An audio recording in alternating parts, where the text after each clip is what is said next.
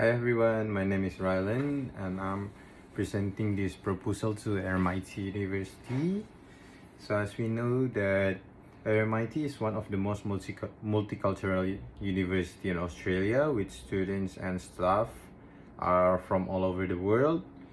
This diversity is a strength but also created challenges. One of the biggest challenges that happen, and especially what I experienced, is when it happens in a group work, when students from different culture and languages came together, we got tons of problem, especially from the communication style. This expectation can cause stress instead of learning and collaboration of skills.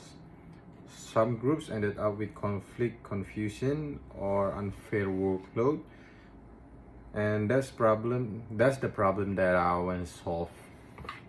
So the problem is, in RMIT courses, group projects are key part of the assessment, but in multicultural teams, several problems that arise is roles are unclear, leading to free riding. The second one, communication style crash. The third one is English level are different, especially when we are working with the locals. We sometimes don't understand what are they talking about. The students don't understand, especially someone from abroad. And the fourth one, the scheduling is kind of hard. According to Popov 2012, students in culturally diverse group often report free riding, language barrier, and poor communication as their biggest struggles.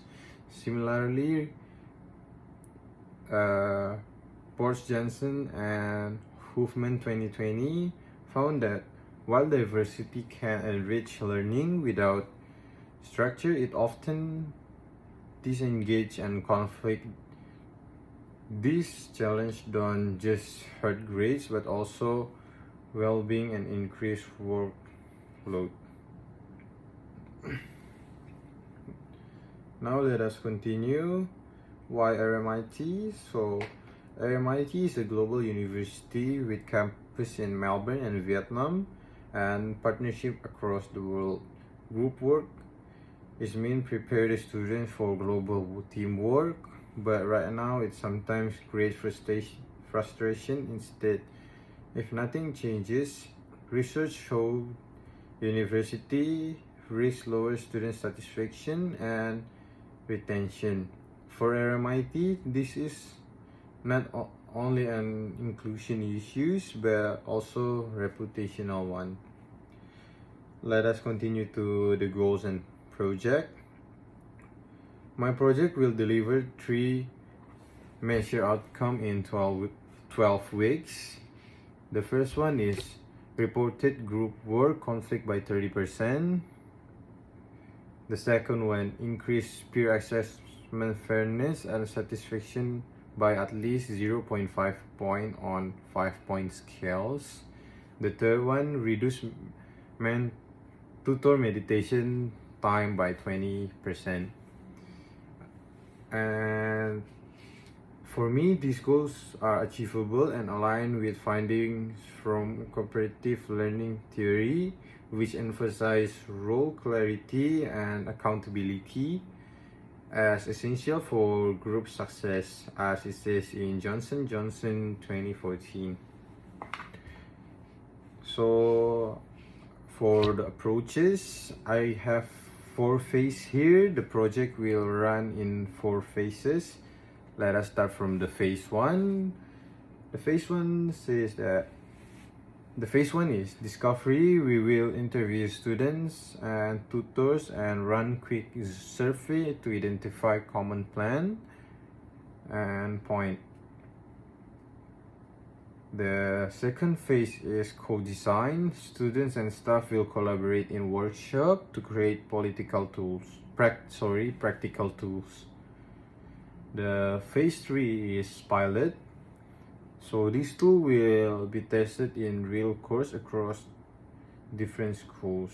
Phase 4 is the scale. We will evaluate the pilot, refine the tools, and create roadmap for the rollout. And let us continue. The tools that we will test is simple, practical, and backed by research. The first one is team charter template. Team charter improve communication and accountability, as it says in McGurk et al. 2022, found they reduce conflict and build cohesion. The next one is role card. Assigning rotating roles is supported by cooperative learning research, and it says in Johnson 2014. The next one is kick-off spin. Edmondson 1999 shows that establishing psychological safety early helps teams manage conflict better.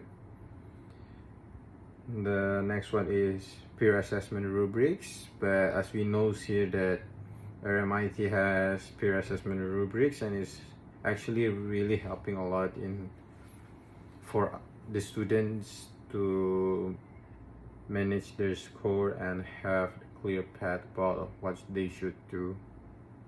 The next one is conflict microscript, teaching respectful communication, build trust, and reduce escalation. The last one is the playbook, as this argues support is crucial for online and cross time zone collaboration. Together, these tools turn cultural diversity into strength, as highlighted by Touch et al. 2020, who shows that diverse teams outperform homogeneous ones when given proper support. As the timeline, in 12 weeks we will deliver the result. The first 2 weeks is discovery, 3 to 5 weeks is co-design, 6 to 9 weeks is pilot.